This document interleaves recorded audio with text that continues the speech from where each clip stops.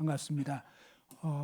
이제 오늘과 다음 시간, 이번 이제 주일 복음반 시간이 이제 남아 있는데, 오늘 이 시간과 다음 시간 정말로 중요한 시간입니다.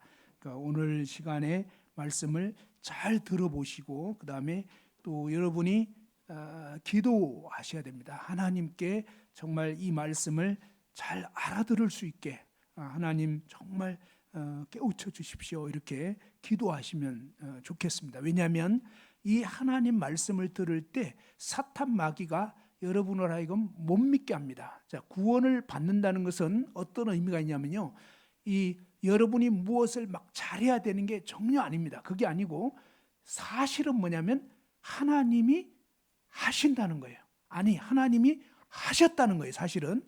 근데 이제 그 부분을 들었는데도 이렇게 이해를 잘 못하시게 되는 이런 현상이 있어요. 근데 그 말씀이 무슨 뜻인지 딱 알아들으면 그렇구나 하고 이제 그 말씀이 믿어지게 되면 사실은 이 구원을 받게 되는 것입니다. 자, 오늘은 굉장히 이제 중요한 날이기 때문에 만일에 진짜 졸리시면 조금 일어나셔가지고 조용히 뒤에서 좀 서서 들으셔도 좋고, 아무튼 좀 몸을 좀 움직이셔도 좋은데, 어쨌거나 이제 그 정신을 바짝 차리고요, 또 하나님께 진짜 지금 이 시간 잠깐 여러분이 개인적으로 한번 잠깐 하나님 오늘 말씀을 잘 알아듣게 해주세요. 이렇게 한번 잠깐 기도하시죠. 잠깐 기도하셨나요? 잠깐 눈을 감고 한번 잠깐 기도.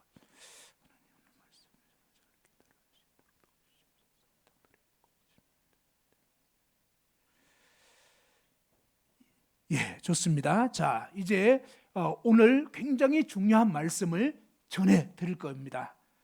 제가 옛날에 고등학교 1학년 때 저는 10번째 들을 때 이런 식으로 정말 오늘 진짜 중요한 말씀을 전해 드릴 겁니다 라고 얘기를 듣고 나름대로 정신을 바짝 차리고 다 들었는데 이해가 안 되는 거예요. 근데 집으로 돌아가는 길에서 들었던 말씀이 탁 깨우쳐진 거예요. 그렇구나 하고 이해가 되고 믿어지면서 구원을 받게 됐습니다. 자, 오늘 말씀은 그러니까 잘 들어보시면, 자, 오늘은 어떻게 정말 시커먼 죄인이 어떻게 구원받을 수 있느냐, 이 부분을 말씀드리려고 합니다.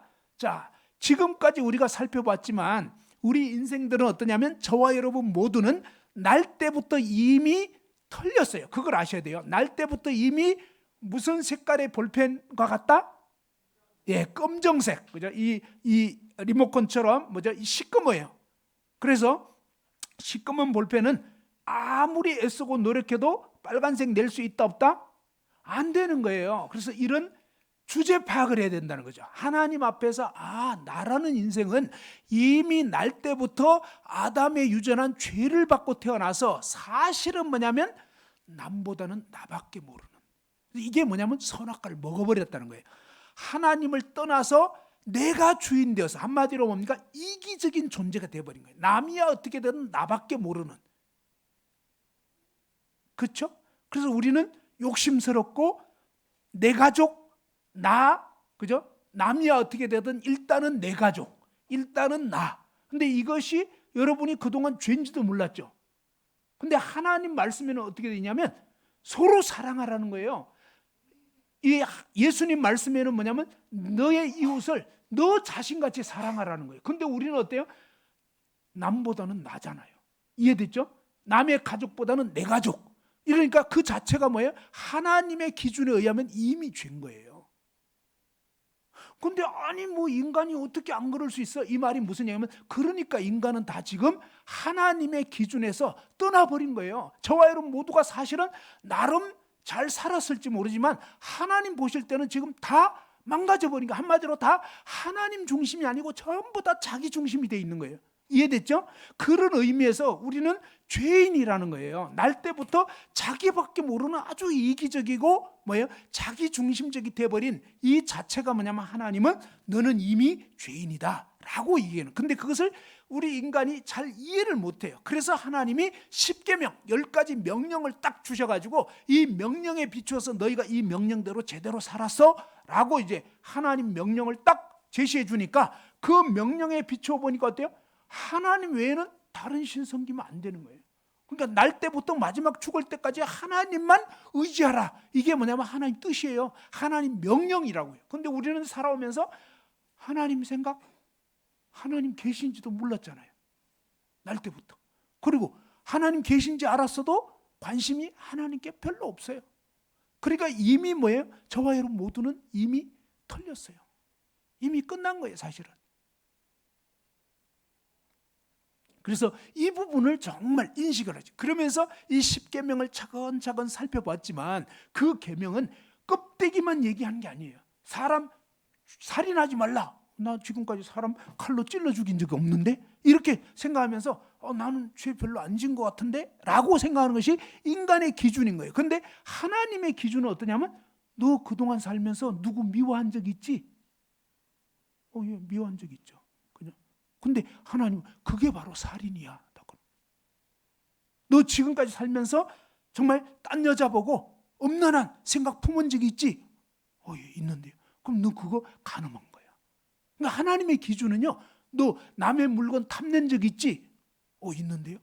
그럼 그것도 도둑질인 거예요. 남의 물건 탐내기만 해도 도둑질인 거예요. 그러니까 이것은 뭐냐? 그럼 어떻게?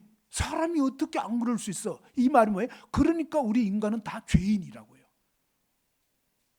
하나님은 그런 분이 아닌 거예요. 하나님은 정말로 뭐예요? 하나님은 어떻게 보면 욕심도 없으시고 하나님은 죄가 없지만 우리 인간은 이미 뭐예요? 아담이 유전한 죄를 받고 태어나서 완전히 자기 중심적이고 욕심 부리고 그냥 안 되는 거예요. 그래서 이미 뭐예요? 시꺼먼 죄인이다. 그래서 저와 여러분이 그 하나님 말씀에 비춰보면 정말 저는 이미 썩었네요. 맞아요. 그래서 하나님은 뭐예요? 너 스스로는 지옥 갈 수밖에 없는 죄인이다. 이것을 깨달아라. 이걸 인식해라 이 말이죠. 자, 여기까지 말씀을 듣고 정말로 여러분이 뭐예요? 죄인인 거를 좀 알겠어요? 아직 잘 모르겠어요? 어때요? 죄인인지 솔직히 이제 정말 이런 말씀에 비춰보니까 그러면 정말 저는 죄인입니다. 이런 마음이 솔직히 드는 분은 한번 손 들어보세요. 손 들어보세요. 별로 그런 마음 안 들어요? 자, 솔직히 죄인인 거 인정되는 분, 이미 믿은 분들도 한번 인정되는 분은 손 들어보시고 아직 뭔 말인지 모르겠다 그러면 손 안 들어도 돼요. 자, 좋아요. 자, 뭐 부담스러워서 손 안 들어도 괜찮아요. 근데 중요한 건 뭐예요? 여러분 마음으로 진짜 그런 정도라면 나도 솔직히 죄인이다. 그렇잖아요. 그러니까 하나님 말씀 그렇다고요. 그러면서 지난 시간에 뭡니까? 마음으로 지은 것도 죄고 행동한 거 심지어 뭐 욕 한마디 해도 그죠? 욕 한마디 해도 그게 바로 살인죄라는 거예요. 막 썽을 내도 안 된다는 거예요. 근데 우리는 살다 보면 자식한테도 화를 내잖아요. 자식한테도 해서는 안 될 말. 야, 이 썩을 놈아. 나중에 힘들면 그렇게. 저번에 얘기했잖아요. 너무 힘드니까 막 애를 장롱에 집어넣어 버리기도 하고 밤에 자야 되는데 계속 울어제끼니까 나중에는 그냥 하면서 막 그런 경우도 있고. 그러니까 우리 인간은 어떠냐면 내가 막 힘들면 자식이고 뭐고 이제는 모르겠다 이거예요. 그러면서 하나님은 우리 인생들이 정말 어떤 존재인가. 근데 그것도요 사람마다 다 달라요. 나는 저렇게는 안 해. 예, 좋아요. 자식에 대해서는 그렇게 안 할 수 있지만 아까 얘기한 것처럼 여러분 정말 마음속에 어떤 여자가 노출이 심해. 그러면 헷갈리지 않냐 말이에요. 예? 하나님 그것까지 얘기하는 거예요. 여자를 보고 네 아내가 아닌 여자 보고 이상한 상상을 했다. 그러면 너는 이미 간음한 거야. 근데 아니 인간 남자치고 그런 생각을 안 할 수 있다. 그건 죽은 인간이지. 예? 살아있는 남자라면 제대로 된 남자라면 그럴 거라고요. 근데 하나님은 뭐예요? 그것도 죄라는 거예요. 아까 말씀드린 것처럼 하나님은 죄가 하나도 없어요. 그런데 우리 인간은 뭐예요? 이미 타락한 본성이기 때문에 자기 아내가 아닌데도 자꾸 이상한 생각을 하게 되고 자기 물건 아닌데도 자꾸 욕심을 부리게 되고 남이 나보다 잘 되면 자꾸 사촌이 논사하면 배 아프고 친척이 잘 됐다 그러면 좋아야 되는데 이상하게 속이 막 쓰리고 내 자식 잘 됐다 그러면 좋은데 남의 자식 잘 됐다 그러면 기분 별로 안 좋다 이 말이에요. 그게 뭐예요? 하나님은 너 지금 타락한 죄인이라서 그런 도둑놈 심보를 갖고 있는 거야. 네만 잘 되면 돼? 라고 지금 하나님이 알려주는데, 이런 하나님 말씀 앞에 정직하게 자기를 비춰보면 솔직히 인정될 수밖에 없는 거예요. 제가 얘기했잖아요. 저는 고등학교 1학년 때 제가 죄인인 거를 알게 됐다고요. 어떻게 해요? 전 그동안은 그게 죄인지 몰랐다고요. 근데 하나님 말씀 비춰보니까 와, 막 보통 죄인이 아닌 거예요. 그래서 저와 여러분 모두가 이 하나님 말씀 앞에 정직하게 서는 것이 중요하고요. 그 다음에 사소하게, 아까 말씀드린 것처럼 화내거나 욕하거나 뭐 이런 것까지도 다 죄라는 거예요. 그런데 이런 죄 중에 한 개라도 있으면 멸망한다는 것입니다. 자, 우리 인간이 가지고 있는 두 가지 문제, 근본적인 문제가 있는데, 그 두 가지 근본적인 문제는 뭐냐면 바로 저와 여러분 모두가 날 때부터 죽을 때까지 어때요? 죄를 짓는다 이 말입니다. 그래서 이것을 죄들이라고 하는 죄의 열매라고 할 수 있습니다. 계속적으로 나쁜 열매를 맺는 거예요. 작년에도 그렇게 살았는데 올해도 또 그러고 내년에도 그러고 죽을 때까지. 그래서 사실은 어떻게 보면 사는 게 죄라고 할 정도로 우리 인생들은 스스로는 안 돼요.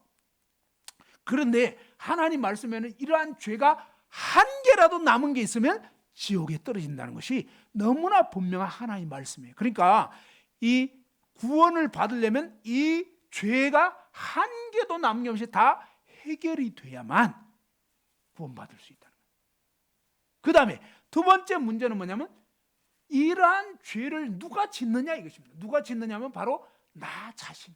알겠죠? 이 나 자신, 이걸 다른 말로 하면 죄의 나무라는 거예요. 저와 여러분 모두가 뭐예요? 죄의 나무. 이 죄의 뿌리로부터 계속 이 열매가 맺혀지는 거예요. 그래서 우리 인간이 가진 두 가지 문제는 이 나라는 이 죄덩어리, 정말 끊임없이 나밖에 모르는 이 나라고 하는 이게 바로 사실은 하나님을 떠난 나 자체가 죄인이라고, 이게 문제고, 그 다음에 이 내가 살아오면서 마음으로 이상한 상상을 하죠. 행동으로 해서는 안 될 말을 해버리죠. 이러니까 뭐예요? 마음도 썩었지, 행동도 문제지. 그런 죄들을 일생 동안 지었단 말이에요. 그리고 지은 죄들에 대해서도 이게 해결이 돼야 될 뿐만 아니라 이 죄 짓는 나, 원흉인 이 나까지 해결이 돼야 된다 이거예요. 이게 두 가지 문제가 있는데, 오늘은 이 문제를, 이 일생 동안 지은 모든 죄들이 어떻게 해결될 수 있는지 이걸 알려드릴 거예요. 이 부분만 확실히 알고 믿어도 구원받게 됩니다.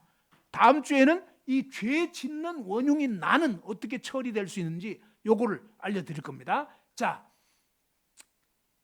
한번 여기 보시면 에베소서 2장에 보면 허물과 죄로 죽었다. 저와 여러분 모두가 허물과 죄로 죽은 자라는 것입니다. 그 다음에 그때는 어떻게 사냐면 세상 풍조를 따른 거예요. 뭐냐? 보이지 않는 천국 지옥 모르겠다는 거예요. 이 땅에서 그냥 잘 먹고 잘 살고 돈 버는 게 최고고 쾌락 누리는 게 전부고, 이게 전부 다 뭡니까? 하나님 모르는 사람 다 이런 식으로 사는 거예요. 돈이 전부예요. 그죠? 세상이, 보이는 세상이 전부인 줄로 착각하고 있는 거예요. 사실은 하나님 말씀에는 한번 따라합니다. 보이는 것은 잠깐이요, 보이지 않는 것은 영원하다.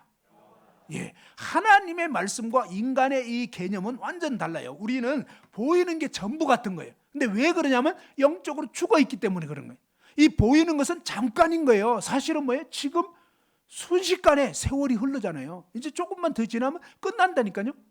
제가 고등학교 1학년 때 그 생각했어요. 앞으로 100년 후에 나는 어떻게 될까? 100년 후면 끝나는 거예요, 이미.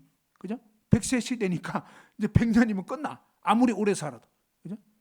그러면 100년 전에 나는 어떻게 됐을까? 모르겠는 거예요. 그죠? 근데 하나님은 영원자인 거예요. 그 영원하신 하나님이, 야, 너희가 이 땅에서 그냥 보고 듣고 즐기고 누리는 거 그거 잠깐이야. 그리고 뭐예요? 이 태어날 때 빈손으로 왔다는 거예요. 하나님 말씀에 보면 빈손으로 우리가, 전도서 3장 15절인가 거기 말씀에 보면 저가 모태에서 벌거벗고 나왔다는 거예요. 아무것도 없이 빈손으로 왔어요. 나중에 돌아가실 때는 뭐예요? 다 빈손으로 가는 거예요. 아무리 부자도 돈 싸들고 못 가요. 그죠? 박사학위 가지고 가는 게 아니에요. 전부 다 죽을 때는 뭐예요? 맨몸으로 죽는 거예요. 맨몸으로. 그래서 하나님은, 야, 이 땅에 있는 그것은 영원한 게 아니야. 그러면서 뭡니까? 하나님을 만나야 되는 거예요. 하나님 못 만나면 멸망한다는 거예요. 자, 그래서 세상 풍조를 따르고 공중 권세 잡은 사탄 마귀를 따랐기 때문에 저와 여러분 모두는 날 때부터 사실은 안타깝지만 마귀의 자식이 되어버린 거예요. 욕심 부리는, 한마디로 뭡니까? 하나님과는 전혀 반대인 그런 성향을 갖게 된 그런 본성을 가진, 타락한 본성을 가진 마귀 자식으로 태어나 버렸어요. 그래서 육체와 마음에 원하는 것을 하여서 내가 주인 돼서 내 마음대로 살기 때문에 본질상 뭐라고 하냐면 진노의 자녀, 본질상 지옥 갈 수밖에 없는 도저히 구제불능의 죄인이다 라고 하나님이 말씀한 거예요. 아, 나라는 인간이 마귀에게서 지금 나 있고 맨날 죄만 짓다가 지옥 갈 수밖에 없는 거구나. 그게 사실이에요. 자, 그런 상태인데, 그러면서 하나님이 뭐라고 하냐면 예수님이 마태복음 5장 26절에 다 같이 한번 읽어보죠. 시작. 진실로 내게 이르노니 내가 한 푼이라도 남김이 없이 다 갚기 전에는 결코 거기서 나오지 못하리라. 그죠? 예수님이 뭐라고 말씀하시냐면 너가 한 푼이라도 털끝만한 죄라도 남김이 없이 얼만큼 갚아야 된다고요? 얼만큼 갚아야 된다고요? 다 갚기 전에. 뭐냐면 저와 여러분이 지금까지 살면서 지은 죄, 앞으로 살면서 지을 죄, 마지막 숨 거둘 때까지 지을 모든 죄 한 개도 남김없이 다 갚아야지 지옥에서 천국으로 옮겨지는 거예요. 그러니까 그 죄 중에 한 개라도 있으면 지옥 갈 수밖에 없다는 거예요. 그건 무슨 뜻이냐면요, 우리 스스로는 죽을 수밖에 없다는 거예요. 성경이 말씀하는 게 그거라고요. 이해됐죠? 오늘 이 자리에 저희 장모님이 계신데, 장모님이 불과 몇 달 전에 어떤 일이 있었냐면 심장, 사실은 그동안 이 혈관, 심장 뭐죠? 그걸 뭐라 그러죠?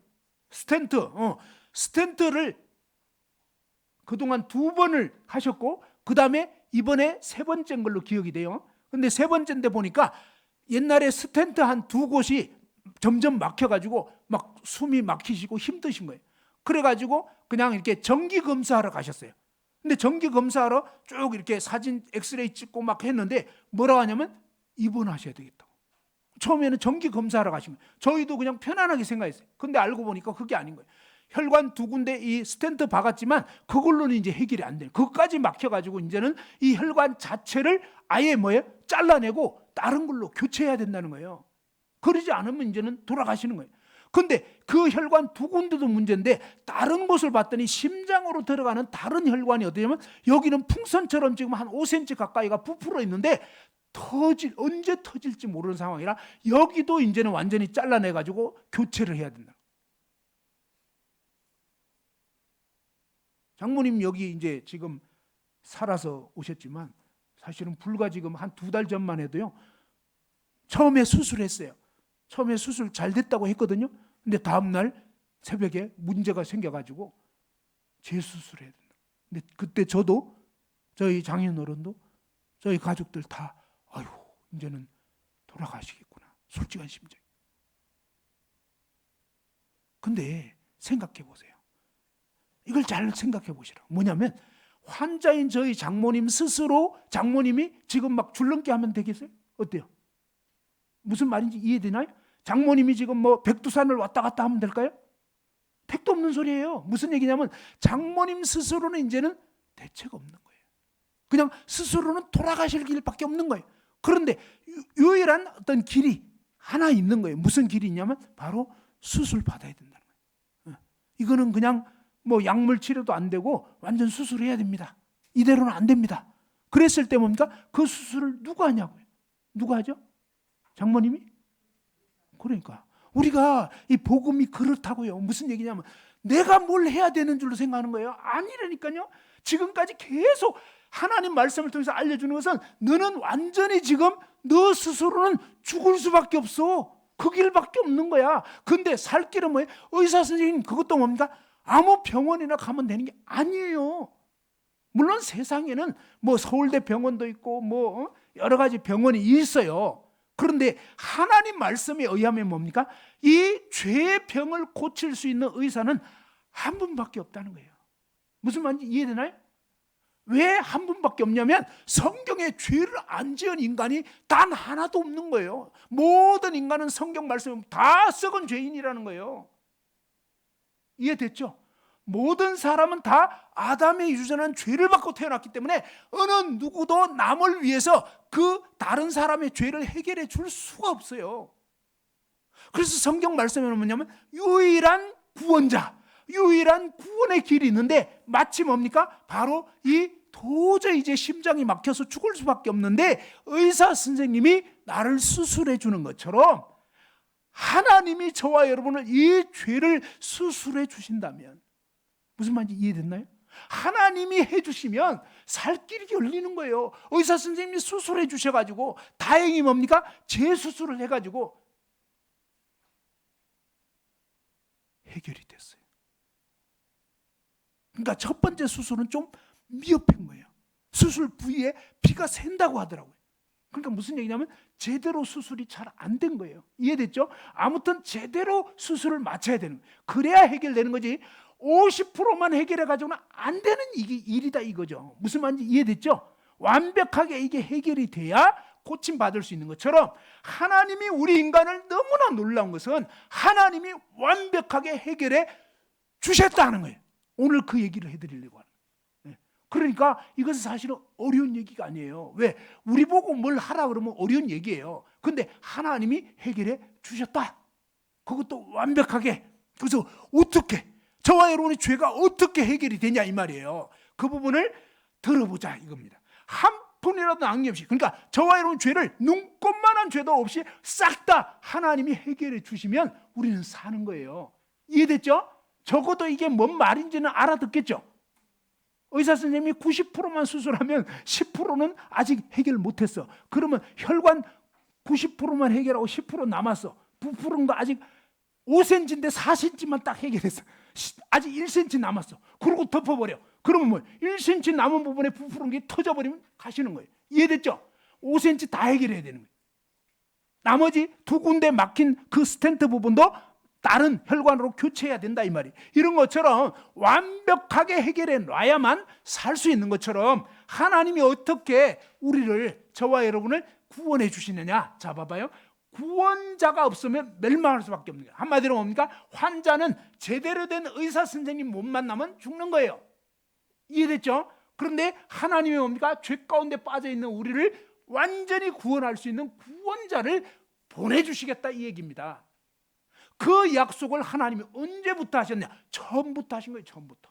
그래서 처음에 뭡니까? 하나님이 약속한 유일한 구원자에 대해서 이분이 2000년 전 유대 이스라엘 땅 베들레헴이라는 마을이 있어요. 그 마을에서 나신다라고 예언까지 해놨는데 진짜 그렇게 된 거예요. 자, 그러면서 성경 맨 처음 창세기 3장 15절, 이 창세기 3장 15절은 지금으로부터 약 6000년 전입니다. 6000년 전.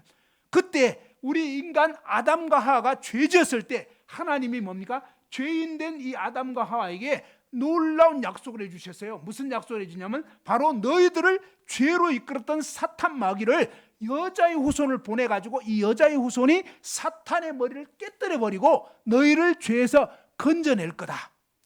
구원자를 보내주겠다라고 하나님이 약속한 것이 뭐냐? 구약 성경. 이 성경이 구약이면 옛날에 하나님이 약속해 주셨다 이 말이에요. 이해됐죠? 옛날에 아버지가 아들한테 내가 죽으면 이 유산을 너한테 주겠다. 이게 뭐예요? 약속인 거예요.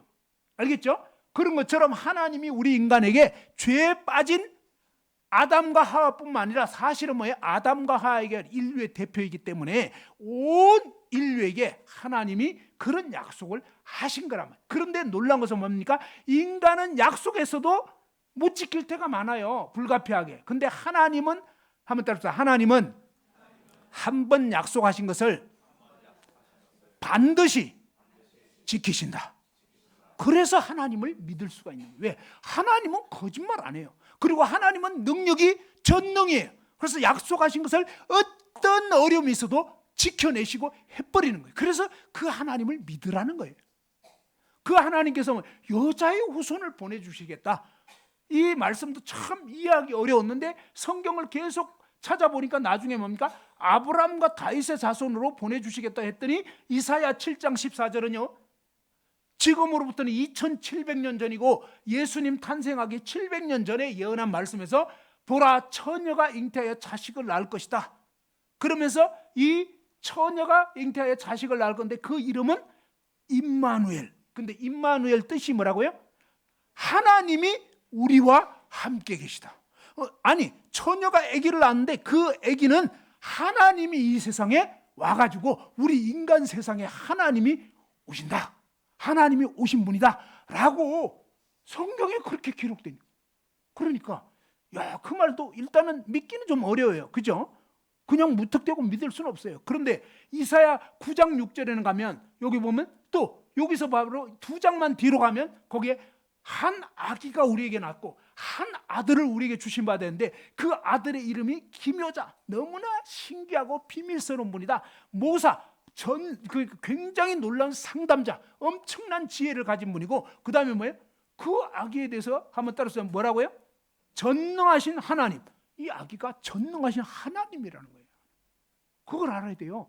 이분은 그냥 어떤 아기가 나게 되는데, 근데 그 아기는 뭐예요? 처녀의 몸만 빌려서 온다는 거예요. 그러니까 이게 인간 상식으로는 이해될 수도 없고 믿을 수도 없는 얘기예요. 그러나 문제는 뭐예요? 하나님은 없는 걸 있게 했다니까요. 그리고 분명한 사실은 뭐냐면 이 말씀들이 역사적인 기록입니다. 그 시대에 눈으로 다 목격했던 사람들, 그 마을에 날 때부터 소경된 사람, 이런 사람을 진짜 예수님이 고쳐버린 거예요. 근데 그것이 성경에만 있으면 그냥 자기들이 지어냈나 보다. 아니라니까요. 세계 역사 속에 빌라도라는 사람은 예수님을 재판한 사람이에요. 이 재판한 빌라도가 황제한테 보고서를 썼다니까. 보고서 썼는데 그때 바로 이 예수님에 대해서 어떤 존재인지 막 만나보니까 너무너무 막 다리가 후들후들 떨리는 거예요. 이상해. 굉장히 놀란 분이에요. 그러니까 직접 경험하고 목격했던 그걸 그대로 얘기한 거예요. 그뿐만 아니에요. 이 요세푸스라고 하는 그 유대인 역사가가 있어요. 이 역사가가 그 당시에 아직도 살아있어요. 예수님 통해서 병고침 받은 사람, 눈 뜬 사람 다 멀쩡히 살아있는 거예요. 확인해보고 진짜 그런 일이 있었다고. 요세푸스는요, 믿는 사람 아니에요. 안 믿는 역사가라니까. 그러니까 이런 부분이 진짜라고요. 역사 속에서 그대로 기록된 그런 내용들이라고요. 하나님이 너무나 답답한 거예요. 이렇게까지 해줬는데 인간이 악해가지고 안 믿는 거예요. 절대로 안 받아들여. 그것이 정말 우리 인간이 무지한 거라고. 자, 여기 보면 그래서 결국 이 약속대로 마태복음 1장, 지금부터 2000년 전에 실제로 처녀 마리아가 아들을 낳게 되는데, 이때 당시에 이 마리아는 약혼만 하고 아직 결혼식을 올리지 않았어요. 이스라엘의 약혼, 결혼 풍습이 우리랑 진짜 달라요. 이스라엘은요, 약혼하면 정식 부부예요. 근데 결혼식은 약 1년 후에 올리게 돼 있어요. 그러니까 약혼했을 때는 부부긴 하지만 잠자리를 같이 안 해요. 떨어져 있어요. 그리고 1년 정도 남편, 아내가 각각 준비를 하는 거예요. 남편은 거처를 마련해요. 아내는 신부 수업을 해요. 그리고 남편이 정표를 줘요. 내가 올 때까지 이거 잘 간직하고 있으라. 그게 신랑에 대해서 마음을 변심하지 않고 있다. 그런 정표라고. 그래서 성경에 보면 10드라크마 이런 얘기가 있어요. 그 중에 하나 잃어버리니까 막 온 집안을 썰면서 찾는 그런 장면이에요. 왜? 남편이 맡긴 정표인데 이거 잃어버리면 큰일 나는 거거든요.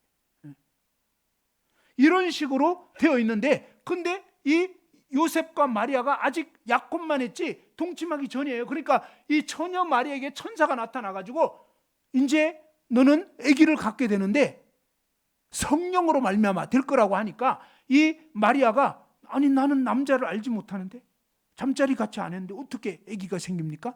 마리아 자체가 이해가 안 되니까 그렇게 얘기하는 거예요. 근데 그때 하나님의 성령의 능력으로 그렇게 된다. 이해는 안 되지만 하나님의 그 말씀, 그 뜻이기 때문에 알겠습니다. 그리고 남편이었던 요셉도, 근데 어느 날 보니까 아내가 배가 불러오기 시작하는 거예요. 임신을 해버린 거예요. 그런데 분명히 자기는 잠자리 같이 안 했는데, 그래가지고 딴 남자가 있나 보다 생각한 거예요. 그래서 가만히 파혼을 하려고 했어요. 그런데 하나님께서 꿈에 요셉에게 네 아내 마리아 데려오기를 무서워하지 말아라. 그에게 잉태된 것은 딴 남자 있어서 된 게 아니고 하나님의 성령의 능력으로, 이 이스라엘 백성들이 그렇게 약속했던 하나님의 놀라운 약속대로, 이사야 7장 14절 말씀대로 처녀가 성령의 능력으로 잉태가 된 거라고. 그래서 이분은 사실은 메시아 구원자라고. 그랬을 때 이 요셉이 예, 알겠습니다. 그렇게 된 거고, 그러면서 뭡니까? 실제적으로 그 약속대로 그대로 오신 것입니다. 자, 요한복음 1장을 보면요, 이렇게 되어 있습니다. 요한복음 1장 말씀 한번 찾아봅시다.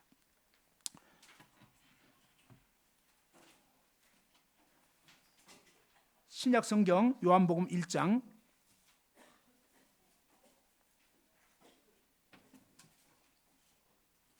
1절 말씀 다 같이 한번 읽어보죠. 요한복음 1장 1절입니다. 다 같이 한번 읽어보죠. 시작.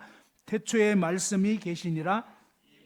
하나님과 함께 계셨으니 이 말씀은 곧 하나님이시니라. 그죠? 태초에 처음에 말씀이 계시니라. 말씀이 계셨느니라고 계시니라고 어떤 차이가 있는지 아시겠어요? 이 성경 말씀은요, 정말로 신기하게 기록되어 있어요. 무슨 얘기냐면요, 이 성경 말씀은 하나하나가 성령의 감동으로 기록된 거예요. 우리가 그냥 아무렇게나 읽을 수 있는데 아니에요. 성경을 자세히 읽어보면 태초에 말씀이 계셨느니라 이렇게 하면요, 말씀이 옛날에 계신 적이 있었고 없는 적이 있다 이런 뜻이 되는 거예요. 알겠죠? 그런데 태초에 말씀이 계시니라 이 말은 뭐예요? 현재. 옛날에 말씀이 계시니라. 이건 뭐예요? 옛날부터 이 말씀은 그냥 없는 적이 없는 거예요. 무슨 말인지 좀 이해되기 어려워요. 근데 아무튼 옛날인데 과거 시제가 아니야. 그냥 계시니라. 우리는 이해하기 어려워요. 근데 하나님은 이렇게 말씀해요. 옛날에 말씀이 계시니라. 그냥 말씀은 그냥 처음부터 있는 거야. 처음부터. 그러면서 뭡니까? 이 말씀이 도대체 누군가 했더니 하나님과 함께 계셨다. 자, 말씀이 있었는데 하나님과 함께 계셨대. 그런데 그 다음에 또 보니까 이 말씀은 곧 하나님이시니라. 그 희한한 거예요. 아니, 말씀이 계셨는데 이 말씀이 하나님과 함께 계시는데 그런데 사실은 이 말씀이 하나님이래요. 그러니까 우리가 하나님이 어디 계신가? 예, 하나님은요, 사실은 이 말씀이 하나님이에요. 왜? 하나님은 영이에요, 영. 그러니까 뭐예요? 하나님은 물질적인 그런 존재가 아니에요. 아버지가 유언을 남기고 돌아가셨어. 그러면 어때요?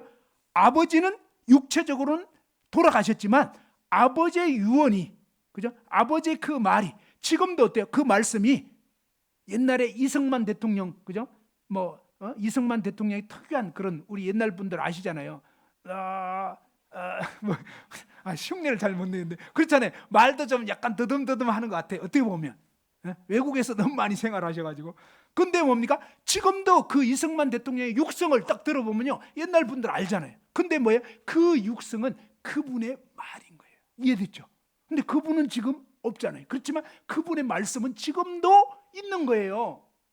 그러니까 이 말이, 그 말씀이 곧 그분의 말인 것처럼 하나님은 뭐예요? 우리에게 말씀하시는데 말씀 하나님이란 말이에요. 그런데 이 말씀 하나님이 아버지 하나님과 함께 계시는 분인데 사실은 이 말씀 하나님이 하나님 자신이기도 하다. 근데 이거 좀 어려운 얘기예요. 그렇지만 그렇다는 거예요.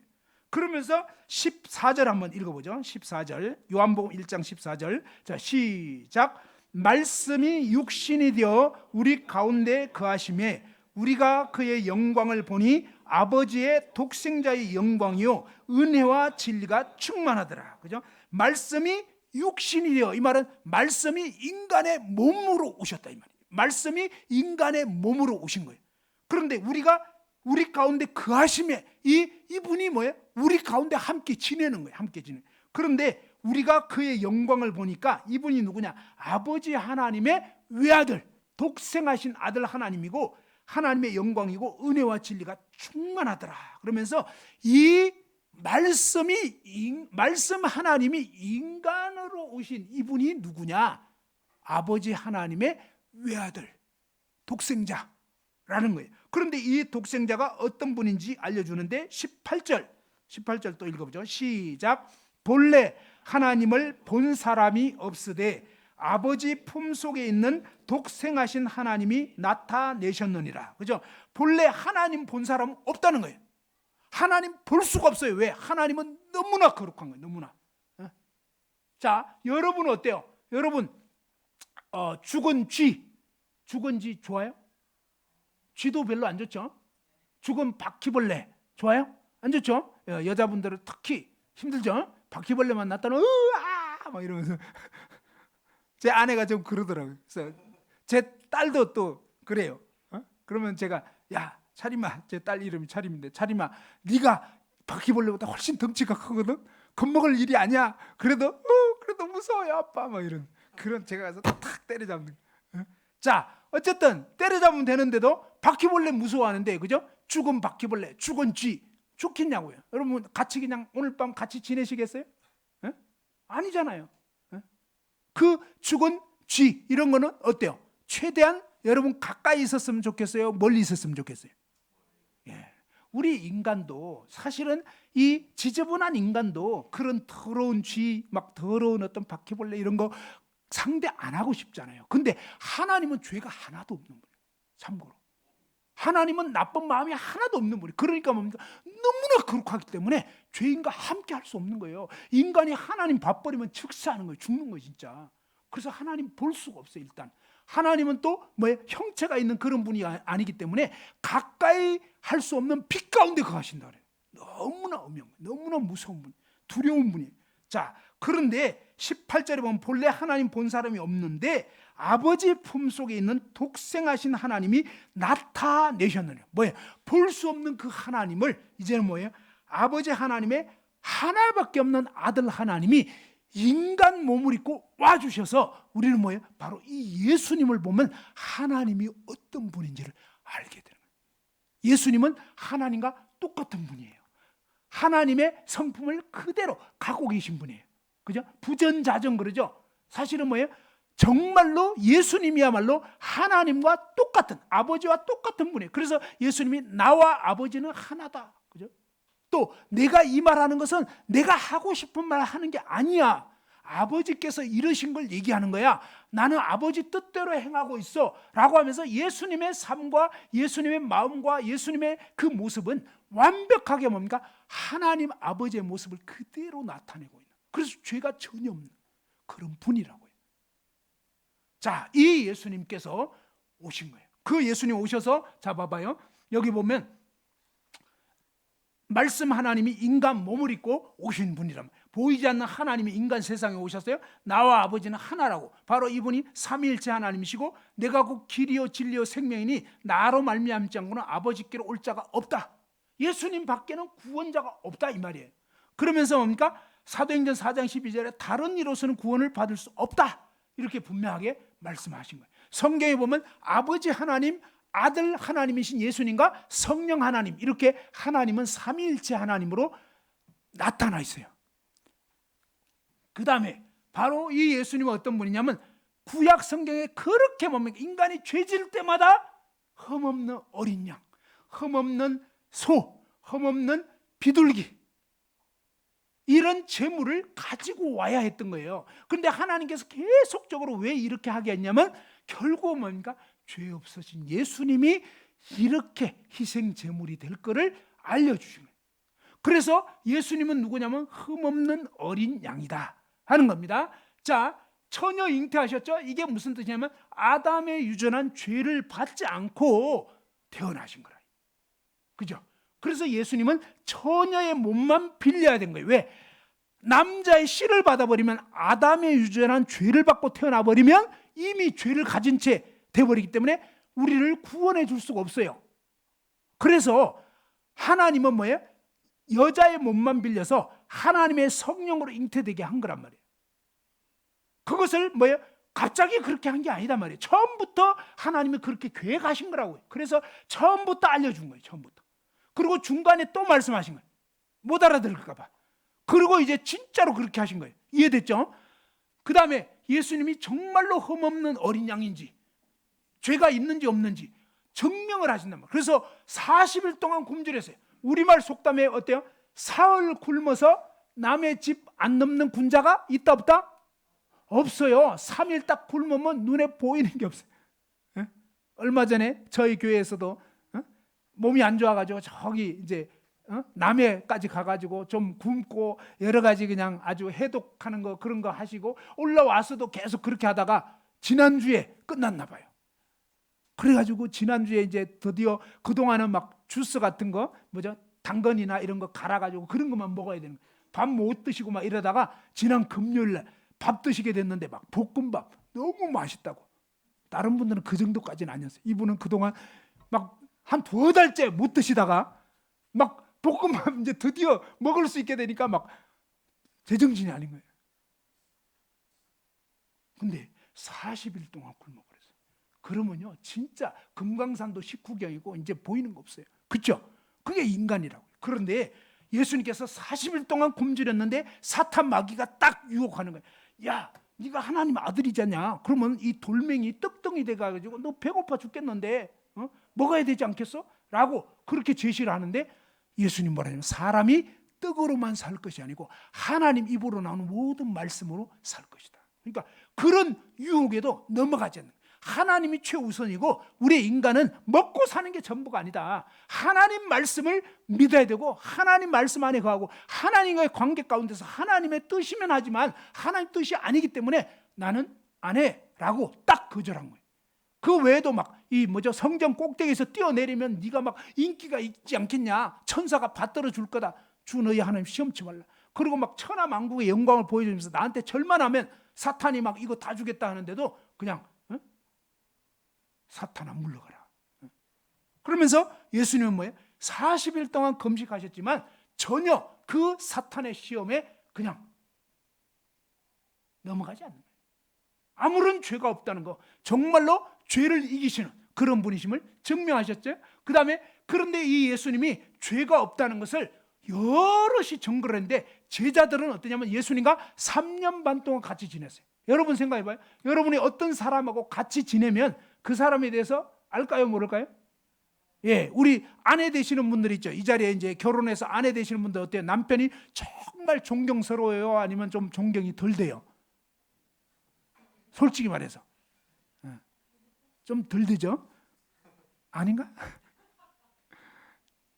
우리는요 이상해요. 성경에는요 너의 남편을 공경하라고, 남편을 하늘같이 받들으라고 사실 그렇게 돼 있어요. 그런데 정말 이상한 것은 뭐예요? 남의 남편은 존경이 돼야 안 돼요?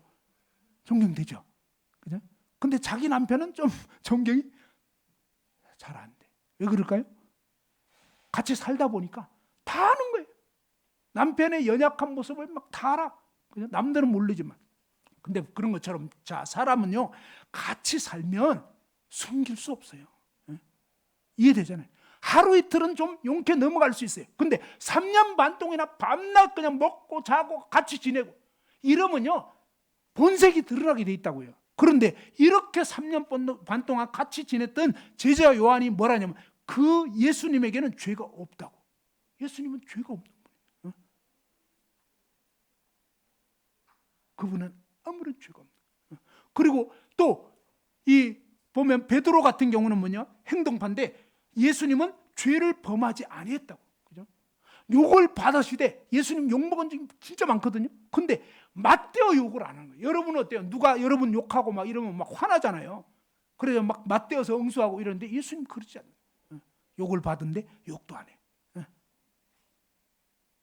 그러니까 예수님은 진짜로 죄를 짓지도 않았고 그 다음에 뭡니까?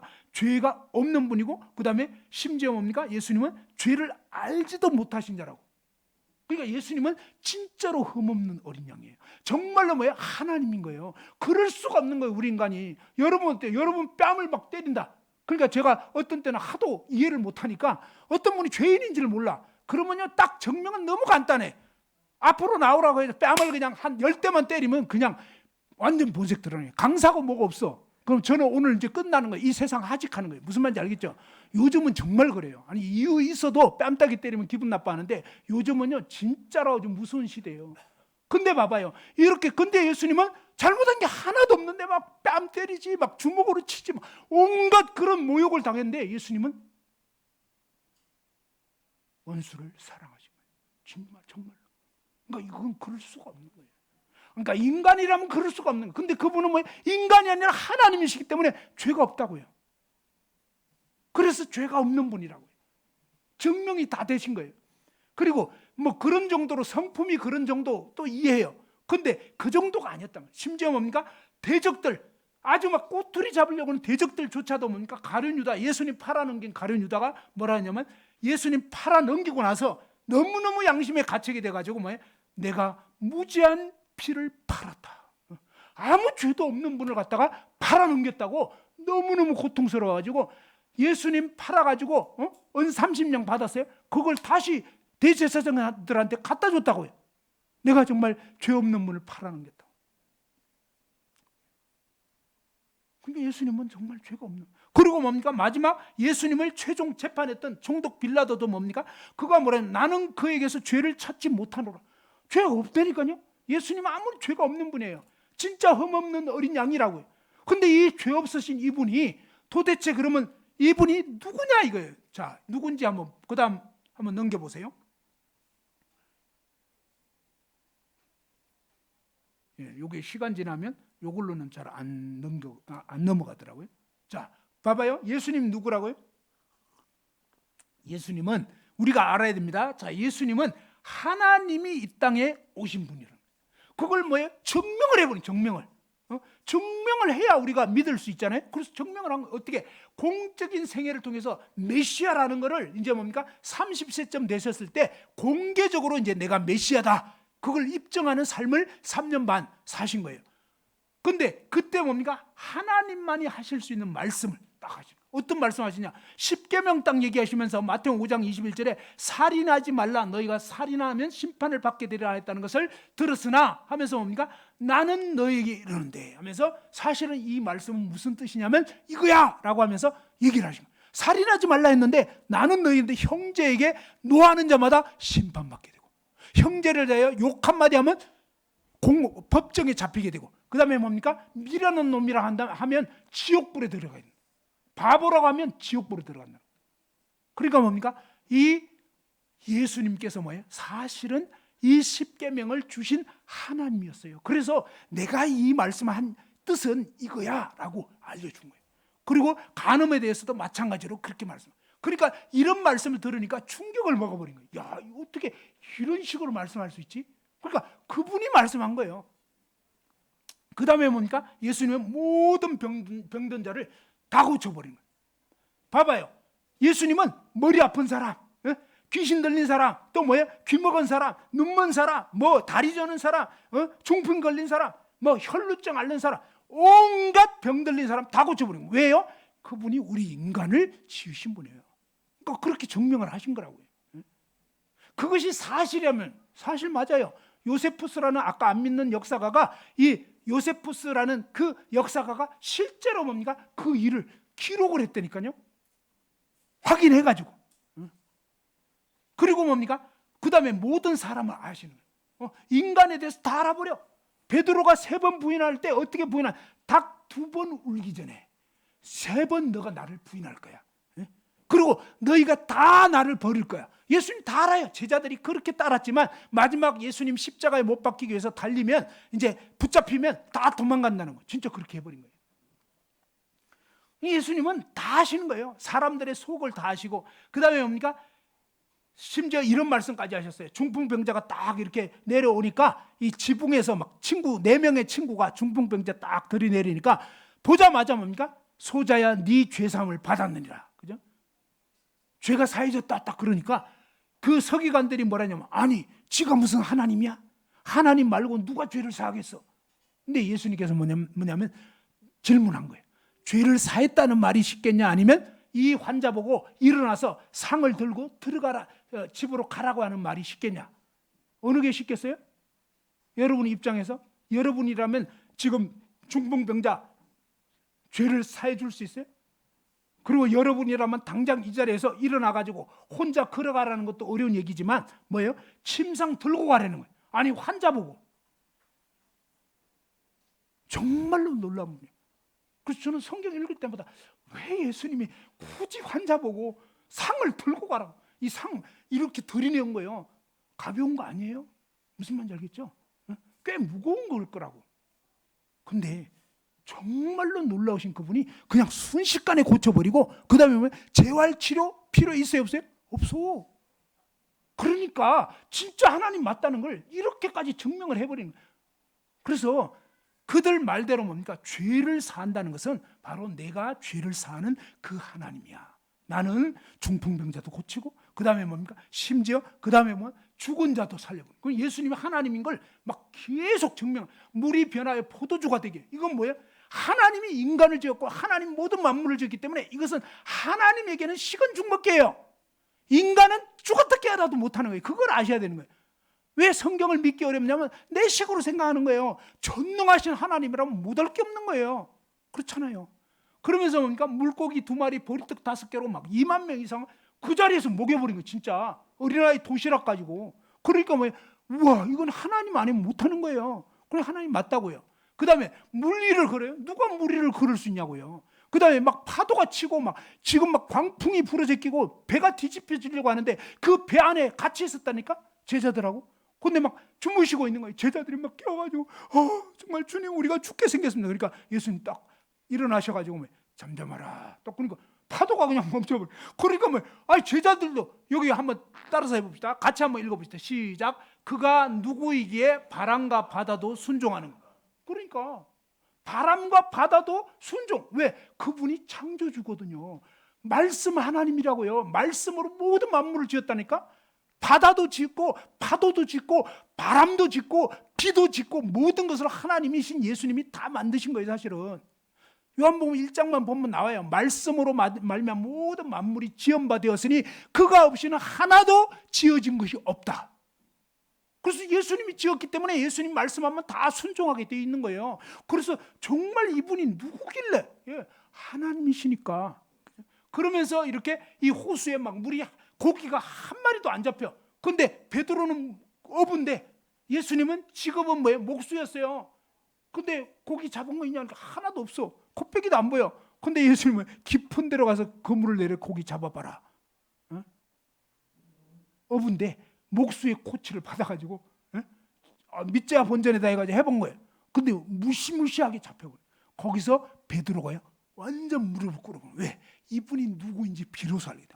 이분은 하나님이 인간의 몸을 입고 오신 메시아 맞구나. 그 전날 이미 며칠 전에 메시아라는 얘기 들었거든요. 장모 열병이 고쳐지고 막 했는데도 아직도 안 믿었거든요. 근데 이제 막 물고기 잡히는 거 보고 이분이 진짜로 창조주 하나님 맞구나. 근데 그 하나님을 완전히 싹 무시하고 있었던 자신이 얼마나 악한 죄인인가 깨닫고 베드로가 무릎을 꿇게 되고 그때 베드로는 구원받게 된 거예요. 자, 나인성 과부 아들이 죽었는데 그냥 지금 상여 메고 나오는데 그 자리에서 뭡니까? 살려버리는 거예요. 그리고 뭡니까? 이 나사로 같은 경우는 여기는 중동 지방은 엄청 뜨거워요. 40도, 50도 막 이렇게 한여름보다 훨씬 뜨거운 지역이에요. 그러니까 사람 죽으면 바로 시신이 부패하게 되는 거예요. 나흘 돼버렸으면 이미 끝난 거예요. 그죠?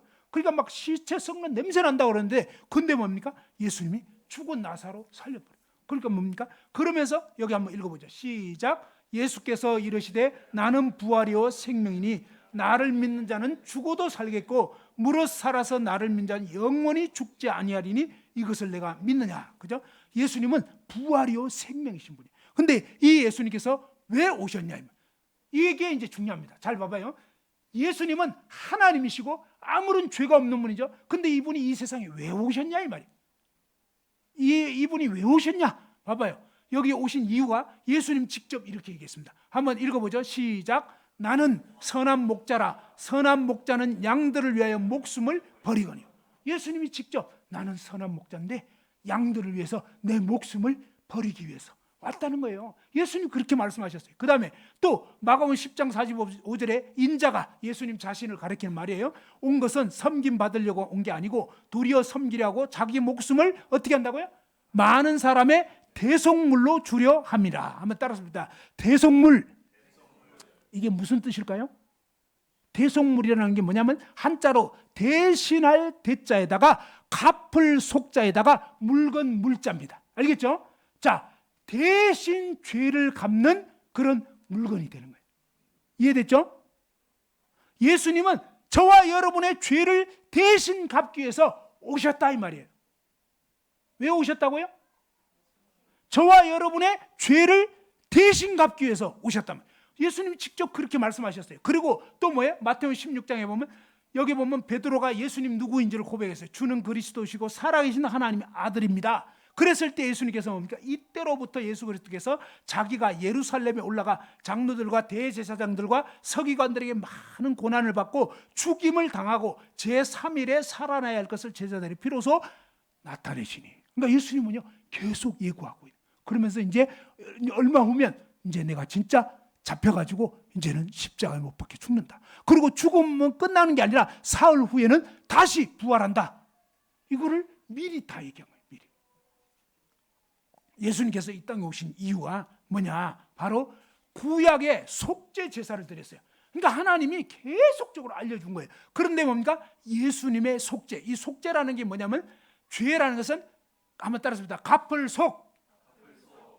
속, 그 다음에 죄, 이거 죄진 거, 그죠? 이 지은 죄를 갚는 그런 제사란 말. 그런데 예수님이 바로 죄를 갚아주셨다 이런 말이에요. 자, 구약에 보니까 처음에 뭡니까? 가인과 아벨 있죠. 아담과 하와의 첫 아들 가인, 그 다음에 둘째 아들 아벨 해가지고 뭡니까? 이 아벨이 하나님께 나아갈 때는 뭡니까? 양의 첫 새끼와 그 기름으로 나아가. 뭐예요? 흠없는 어린 양. 알겠죠? 흠없는 어린 양을 의지하고 나아간 거예요. 이게 뭐예요? 하나님이 우리 인간을 구원할 수 있는 길인 거예요. 그리고 아벨은 뭐예요? 이 하나님 말씀을 믿고 하나님 앞에 뭡니까? 흠없는 어린 양을 죽여서 그 양의 피를 흘려가지고 그리고 하나님께 이렇게 그 제물을 가지고 나아간 거예요. 그랬을 때 하나님이 이 아벨이 죄인이에요. 아담이 유전한 죄를 받고 태어난 죄인이기 때문에 지옥 갈 수밖에 없는데 아벨이 뭡니까? 이 흠없는 어린 양을 의지하고 나갔을 때 하나님은 그 양을 인해서 아벨을 구원해 주신 거예요. 가인은 자기 농사 지은 거 갖고 나간 거예요. 왜? 그건 하나님의 뜻이 아니라고요. 자기 생각이지. 자기 종교심이지. 자기가 착한 일 한 거 이거 백날 해봐야 소용없는 거예요. 그게 아니다 이 말입니다. 그 다음에 이렇게 아벨 한 사람을 구약의 이 속죄양이 대신해 주었지만 그 다음에 보면 6월절 절기 때는 어떻습니까? 이 어린 양 한 마리가 한 가족을 구원해 주는 거예요. 양 한 마리가 뭡니까? 죽어서 대문에 이 좌우 설주와 임방에 피를 바르면 그 집은 넘어가는 거예요. 그래서 그 집안 식구들이 다 살게 되는 거다 이 말이에요. 이해됐죠? 그리고 나서 나중에는 뭡니까? 속죄일이 나오는데 이 속죄일 때는요 1년 동안 이스라엘 백성들이 지은 모든 죄가 이 속죄 양이 죽음으로 인해서 이스라엘 온 회중이 1년 동안 지은 죄가 갚아지는 거예요. 그런데 이것은 실제로 죄가 갚아진다기보다 하나님이 그렇게 봐주시겠다 한 거예요. 그런데 이것은 뭘 뜻하냐면 장차 오실 구원자가 어떻게 저와 여러분을 구원해 주시는지를 알려주는 모습이었다 이 말이에요. 그러면서 자 이제는 뭡니까? 이 신약에 오면 온 인류 자 한번 다 같이 읽어보죠. 시작. 보라 세상 죄를 지고 가는 하나님의 어린 양이로다. 놀라운 사실은 바로 이 예수님의 속죄는 뭐냐면 온 인류의 죄를 저와 여러분 모두의 죄를 예수 그리스도께서 하나님이시기 때문에 저와 여러분 모든 죄를 다 짊어지고도 남음이 있는 거예요. 부자 한 사람이 우리가 가난하지만 예를 들면 여러분 가난할 거예요. 100억 재산 없죠? 그렇죠? 근데 여러분이 다 빚졌어. 지금 막 어떤 사람은 50억, 어떤 사람은 10억, 어떤 사람은 200억 이렇게 빚졌는데 그런데 예를 들어서 말씀드리는 거예요. 현대그룹의 정종 회장님이 돌아가셨지만 이분이 어느 날 여기 강의실에 왔더니 전부 다 죽을 상이야. 왜 그러십니까? 그런데 사장님, 그 회장님 제가요 사업하다가 망했어요. 얼마나 빚졌는데 20억이요. 갚을 수 있겠나? 큰일 났어요. 이제 큰일 났어요. 걱정하지 마. 내가 갚아줄게. 마지막 돌아가시기 전에 이렇게 착한 일 하셨으면 좋았을 텐데. 그래가지고 계속 물어보니까 누구는 200억, 누구는 10억, 누구는 50억 다 그냥 달라. 그렇지만 어떻습니까? 하나같이 자기 죄를 자기 빚진 거 해결 못해. 우린 다 가난해. 그런데 뭡니까? 이 한 부자가 그거 다 합쳤더니 예를 들어서 한 5천억 나왔다. 5천억. 그럼 이 정종 회장님이 5천억. 우리는 어때요? 5천억 아니라 50억도 없어. 근데 뭡니까? 정종 회장님은 돈밖에 없어요. 그렇죠? 그러니까 까짓 거 뭐예요? 혼자서 다 5천억 다 비서한테 야 여기 빚진 사람들 다 해결해. 그러면 돼야 안 돼요? 가시기 전에 그렇게 하셨으면 좋았을 텐데. 그죠? 그러니까 그게 무슨 말이냐면 바로 예수님 한 분이 저와 모든 죄를 내가 태어나서 마지막 죽을 때까지, 여러분이 태어나서 마지막 죽을 때까지 이 모든 죄를, 하나님은 거짓말 안 한단 말이에요. 그 하나님께서 뭐예요? 세상 죄를, 여러분이 세상 태어나서 지금까지 살면서 지은 죄, 앞으로 살면서 지을 죄까지 전부 다 뭡니까? 보라, 세상 죄를 지고 가는 하나님의 어린 양이로다. 이미 지고 가버린 거예요. 내가 어떻게 한 게 아니에요. 의사 선생님이 뭡니까? 저희 장모님 그 혈관 망가진 거 수술해버렸잖아요. 우리가 어떻게 한 게 아니에요. 그분이 해버린 거지. 그런 것처럼 뭡니까? 하나님이 그 아들 예수 그리스도를 통해서 저와 여러분 모든 죄를 완전히 해결해버린 거예요. 한번 따라서 해봅시다. 하나님이 예수님을 통해서 나의 모든 죄를 완전히 갚아주셨다. 그게 사실이라고요. 그죠? 의사 선생님이 완전히 수술을 마치신 것처럼. 그래서 십자가에 못 박혀 죽으심으로 내 죄를, 여러분 한 분 한 분의 죄를 다 갚아버린 거예요. 대신 갚아주셨다. 대신. 그죠? 그러면서 이 말씀이 예수님 십자가 지시기 700년 전에 예언이 되어 있어요. 그는 실로 우리의 질고를, 나의 질병과 고통을 지고 나의 슬픔을 당하였거늘 우리는 생각하기를, 나는 생각하기를 그는 징벌받아 하나님께 맞고 고난당한다 하였노라. 그런데 실제로는 뭐냐? 그가 찔림은, 한번 여기 다 읽어봅시다. 거기서 우리 대신에 나로 바꿔서 여러분이 다 같이 한번 읽어봅시다. 시작. 그가 찔림은 나의 허물 때문이요 그가 상함은 나의 죄악 때문이라. 그가 징계를 받음으로 나는 평화를 누리고 그가 채찍에 맞음으로 나는 나음을 받았도다. 나는 다 양 같아서 그릇 행하여 각기 제 길로 갔거늘 여호와께서는 나의 모든 죄악을 그에게 담당시키셨도다. 뭐라고 하셨어요? 저와 여러분 모든 죄악을 누구에게? 바로 예수 그리스도에게. 누가? 하나님 아버지께서 담당시켜버린 거예요. 우리가 어떻게 한 게 아니에요. 우리가 어떻게 하려고 애써야 된다는 게 아니에요. 하나님이 이미 그 아들 예수님을 보내주셔가지고 그렇게 해버렸다는 거예요.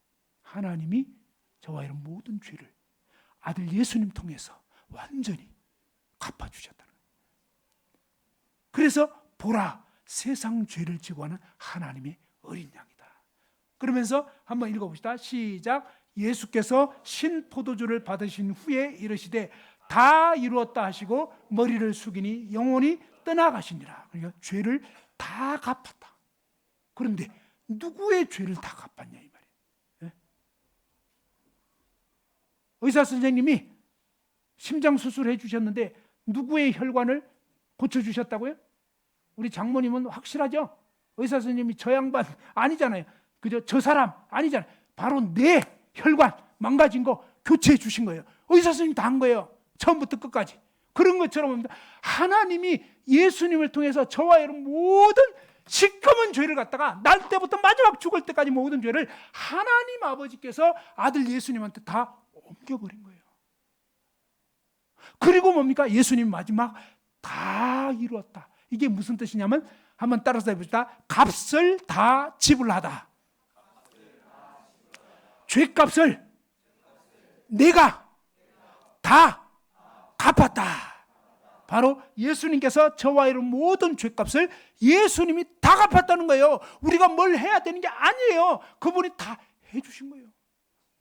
그러면 여러분이 이걸 믿어야만 그렇게 될까요? 아니면 안 믿어도 그렇게 된 걸까요? 자, 우리 장모님이 의사 선생님 나 수술해 주셨어. 수술해 주셨다고 계속 막 암송하고 막 수술해 주신 거야. 맞아.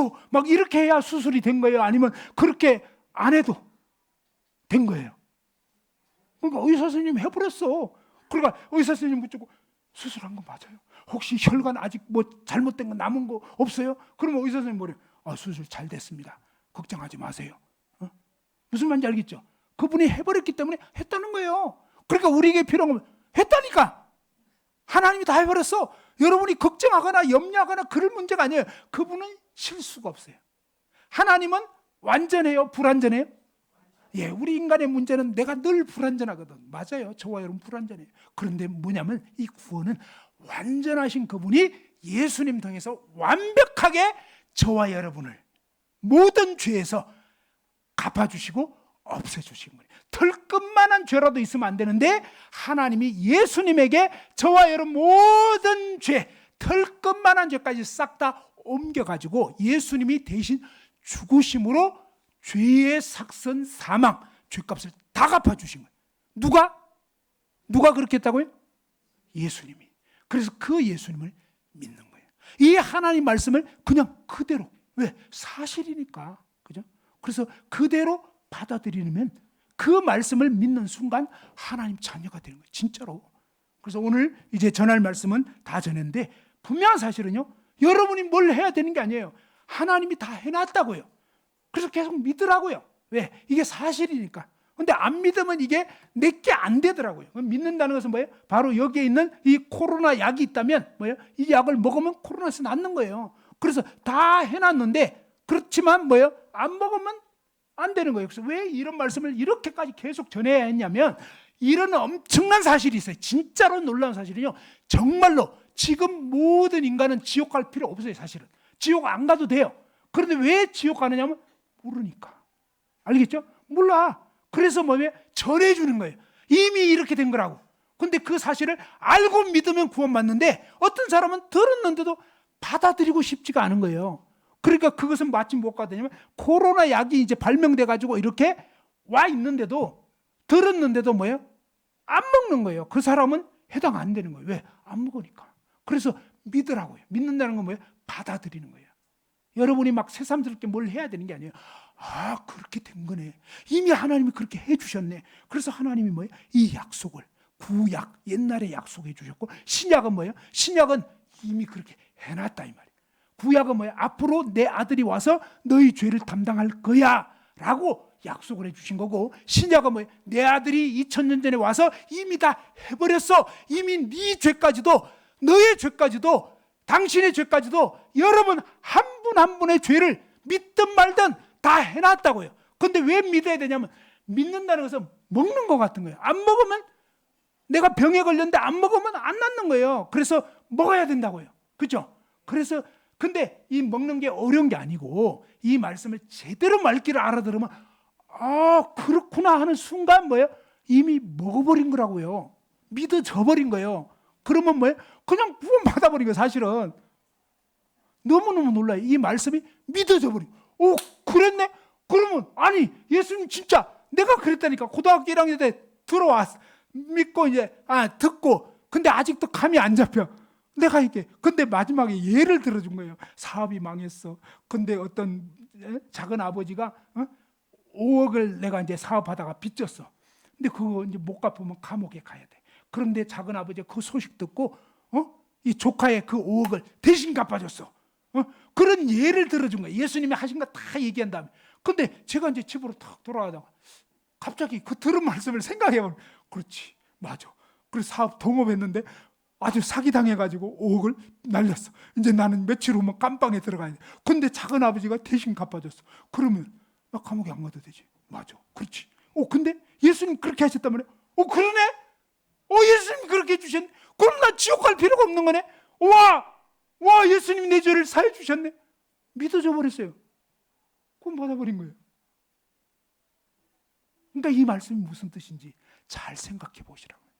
이번 한 주 동안 정말 이 들은 바 말씀을 다시 생각해 보시고 이제 다음 주 이번 주일 복음반 이제 마지막 시간인데 아무튼 오늘 다음 주 또 시간 되실 때 좀 개인 또 교제도 하시고 상담도 좀 요청하시고 하면서 확실하게 이게 여러분 한 분 한 분에게 확실하게 내 것이 될 수 있도록 되시면 정말로 좋겠고요. 꼭 그렇게 하시기 바랍니다.